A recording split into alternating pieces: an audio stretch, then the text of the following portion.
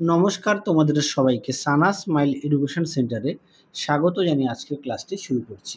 আজকে তোমাদের সঙ্গে আলোচনা করব তোমরা যারা নবম শ্রেণীর তৃতীয় পর্যায়ক্রমিক মূল্যায়ন পরীক্ষা দেবে তোমাদের জন্য রায় ও মার্টিন প্রশ্ন বিচিত্র থেকে আজকে সমাধান করব নবম শ্রেণীর ইতিহাস বিষয় মডেল নাম্বার 2 অর্থাৎ 2 নম্বর স্কুলের যে সমস্ত ছোট ও বড় প্রশ্নগুলি আছে তার সমস্ত প্রশ্নের উত্তর সমাধান করে দেখাবো। চলো দেরি না করে মূল বিষয়ে যাওয়া যাক। প্রথমে দেখো কি আছে বিভাগ কয়ে একে আছে ফ্রান্সকে ভ্রান্ত অর্থনীতির জাদুঘর বলেছেন, উত্তরটা হবে অ্যাডাম স্মিথ, অপশন ডি। দুয়ে দেখো রাষ্ট্রকে বাঁচাতে হলে রাজাকে মরতে হবে, উক্তিটি করেন রোবসপিয়ার, অপশন সি। তিনে দেখো জাতীয় রক্ষী বাহিনীর নেতৃত্ব দেন, উত্তরটা লিখবে লাফায়েত, অপশন সি। চারে দেখো নেপোলিয়নকে আধুনিক যুগের সিজার বলেছেন, উত্তরটা লিখবে ফিশার, অপশন সি। পাঁচে দেখো ক্যাম্পো ফর্মিওর সন্ধি স্বাক্ষরিত হয়েছিল 1797 সালে, অপশন বি। ছয় দেখো অর্ডার্স ইন কাউন্সিল জারি করেছিল, উত্তরটা লিখবে ইংল্যান্ড, অপশন এ।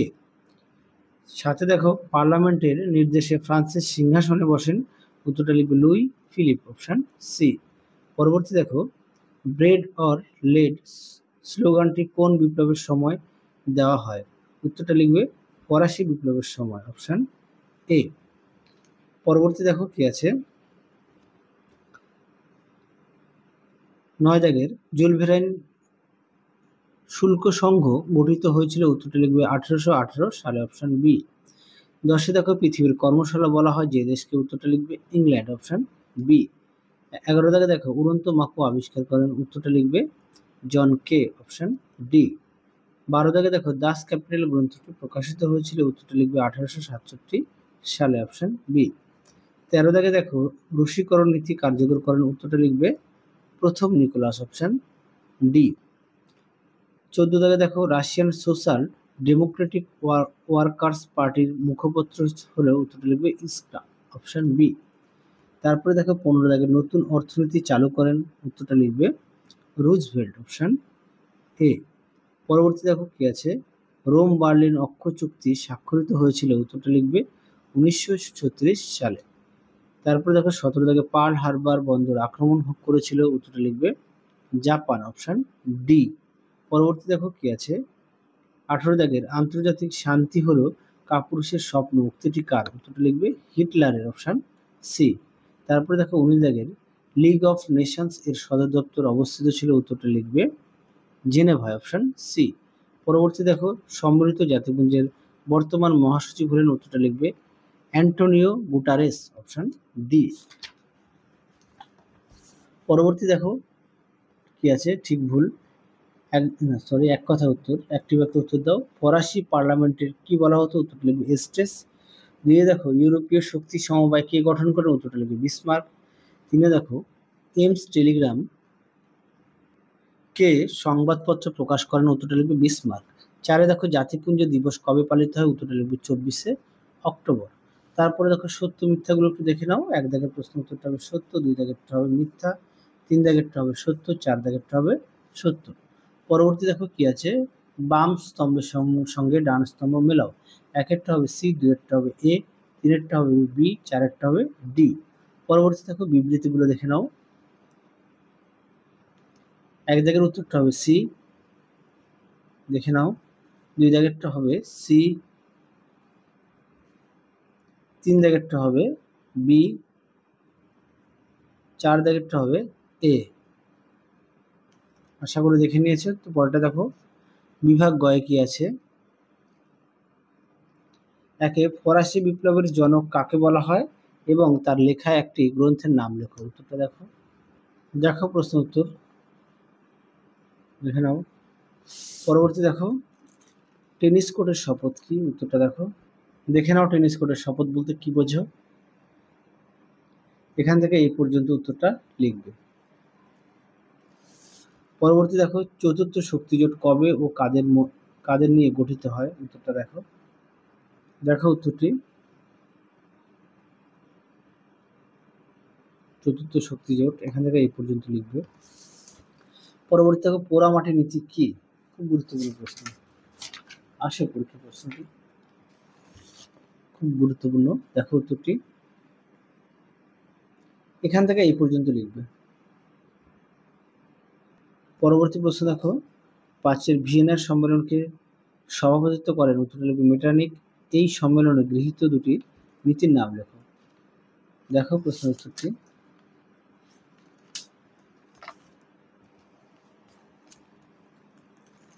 দেখে নাও। গৃহীত নীতিগুলি ন্যায্য অধিকার, ক্ষতিপূরণ নীতি, তারপর হচ্ছে শক্তি সাম্য নীতি। পরবর্তী প্রশ্ন দেখো, পাঁচের রিসার্জিমেন্টো কি, উত্তরটা দেখো। প্রশ্নটা দেখো, উত্তরটি তোমরা এখান থেকে এই পর্যন্ত লিখবে।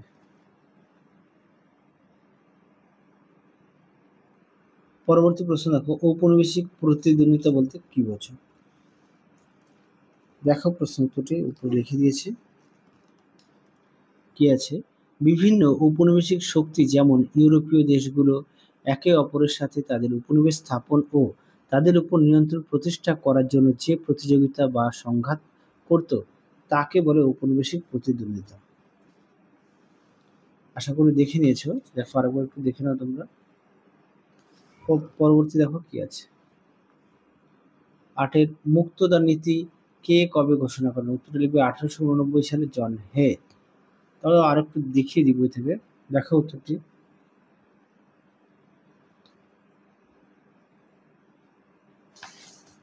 পরবর্তী দেখো, হুবার মোরাটোরিয়াম কি, দেখো প্রশ্নের উত্তর।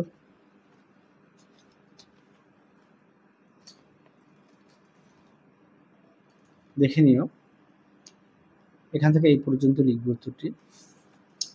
পরবর্তী দেখো, ফ্যাসিস্ট কথার অর্থ কি, উত্তরটা লিখবে দড়ি বাঁধা কাষ্ঠদণ্ড।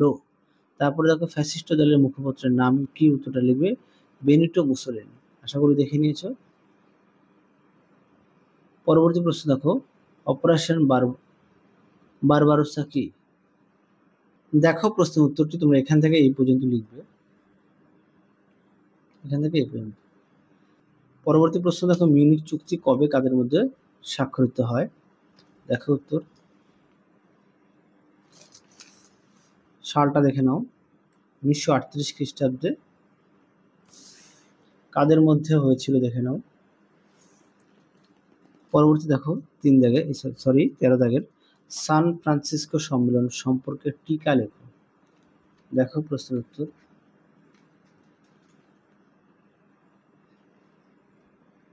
দেখো উত্তর,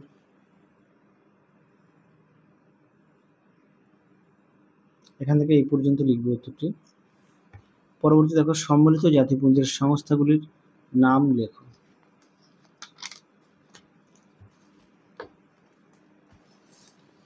দেখো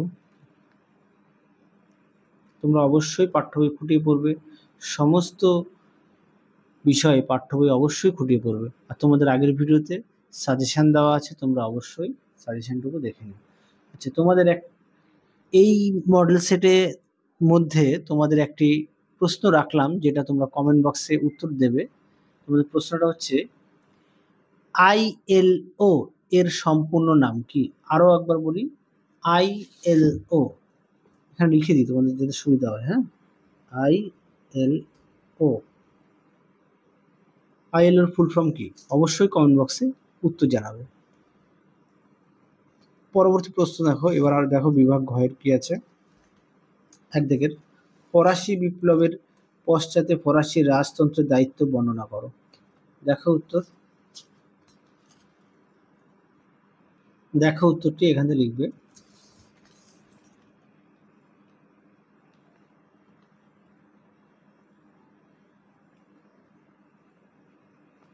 দেখে নাও, এই পর্যন্ত লিখবে। পরবর্তী প্রশ্ন ছিল, ফরাসি জনগণের বিপ্লবের ফলাফল বর্ণনা করো। উত্তরটি দেখো। দেখো প্রশ্নের উত্তরটি।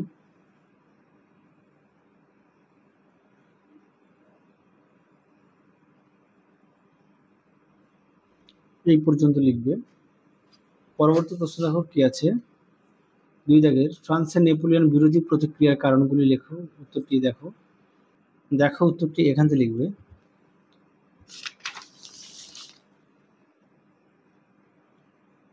এই পর্যন্ত লিখবে। পরবর্তী প্রশ্ন দেখো, নেপোলিয়ন পতন ঘটেছিল কেন? উত্তরটি দেখো। দেখো উত্তরটি, তোমরা এখান থেকে পয়েন্ট লিখবে, পয়েন্ট লিখে উত্তরটি লিখবে।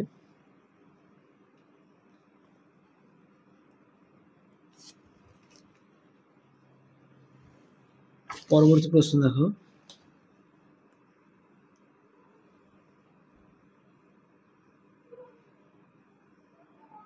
তিন দাগের মেটার্নিং ব্যবস্থা কি এবং কেন এই ব্যবস্থা ব্যর্থ হয়েছিল? দেখো উত্তরটি। দেখো উত্তরটি,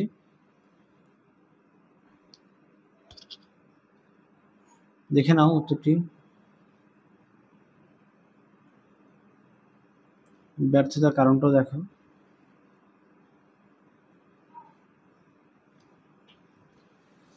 পরবর্তী প্রশ্ন দেখো কি আছে। অথবা দিয়ে 1848 খ্রিস্টাব্দের ফেব্রুয়ারি বিপ্লবের কারণগুলি বর্ণনা করো। দেখো উত্তর। দেখো উত্তর, অবশ্যই পয়েন্ট দিয়ে লিখবে।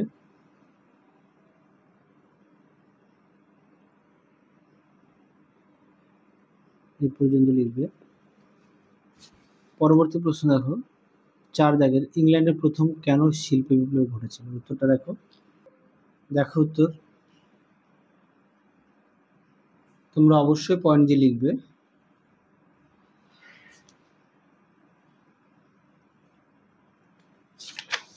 সমস্ত বিষয় পাঠ্য বই খুঁটিয়ে পড়বে, পাঠ্য বইয়ের দিকে অবশ্যই গুরুত্ব দেবে। পরবর্তী প্রশ্ন দেখো, ভার্সাই সন্ধির অর্থনৈতিক শর্তাবলী আলোচনা করো। দেখো উত্তর। দেখো উত্তরটি,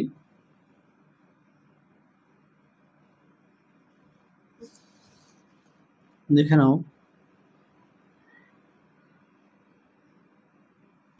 এই পর্যন্ত লিখবে। পরবর্তী দেখো কি আছে। আচ্ছা, এখানে একটি প্রশ্ন আছে, এটা বলা হয়নি। ভারতকে ব্রিটিশ সাম্রাজ্যের রত্ন বলা হয়েছে কেন? ব্যাখ্যা করো। উত্তরটা দেখো। দেখো উত্তরটি। পরবর্তী প্রশ্ন দেখো কি আছে। জার্মানিতে নাৎসি দলের উত্থানের কারণগুলি আলোচনা করো। দেখো উত্তর। উত্তরটি তোমরা এখান থেকে লিখবে।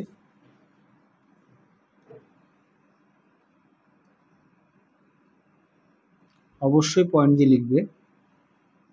দেখে নাও। ইহুদি বিরোধিতা, বিশিষ্টদের সমর্থন,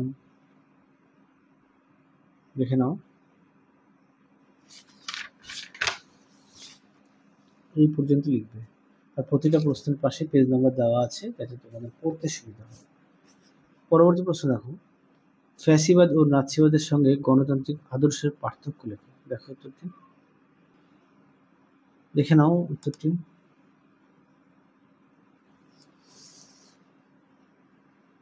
অবশ্যই তোমরা বিষয়টা উল্লেখ করবে। পরবর্তী প্রশ্ন দেখো, তো বললাম রাশিয়াতে হিটলার কেন পরাজিত হন? সংক্ষেপে লেখো। উত্তরটি দেখো। দেখো উত্তর। উত্তরটি তোমরা এখান থেকে লিখবে। এই পর্যন্ত লিখবে। পরবর্তী প্রশ্ন দেখো কি আছে। বিভাগ উময়ের একের ক্রিমিয়ার যুদ্ধের কারণ ও ফলাফল বর্ণনা করো। উত্তরটা দেখো। দেখো কারণটা দেখো। ক্রিমিয়ার যুদ্ধের কারণ, এক প্রত্যক্ষ কারণ আর একটা হচ্ছে পরোক্ষ কারণ। দেখো প্রথমে প্রত্যক্ষ কারণ সম্পর্কে, তারপরে দেখো পরোক্ষ কারণ সম্পর্কে।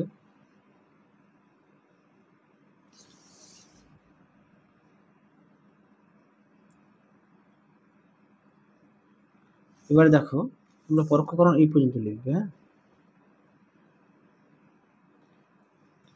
পরবর্তী দেখো ফলাফল। ফলাফলটা দেখে নাও। ফলাফলের মধ্যে দুটি আছে, একটা হচ্ছে প্রত্যক্ষ ফলাফল আর একটা হচ্ছে পরোক্ষ ফলাফল। দেখে নাও।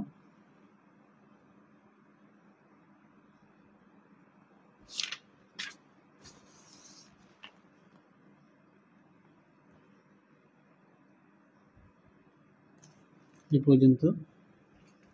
পরবর্তী দেখো, 1917 খ্রিস্টাব্দে রুশ বিপ্লবের পটভূমি বর্ণনা করো। উত্তরটি দেখো। দেখো প্রশ্ন উত্তরটি দেখে নিও।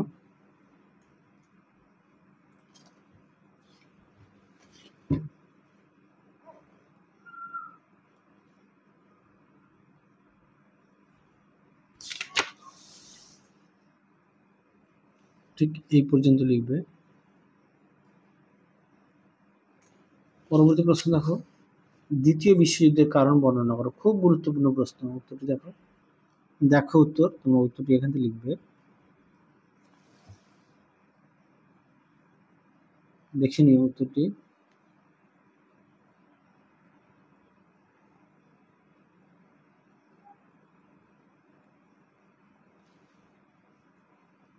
ঠিক এই পর্যন্ত উত্তরটা লিখবে। তাহলে চলো আজকের মতো এখানে সমাপ্ত করছি। আবার দেখা হবে খুব শীঘ্রই তোমাদের পরবর্তী ভিডিওতে। তোমরা সবাই সুস্থ থেকো, ভালো থেকো। আজকের মতো টাটা।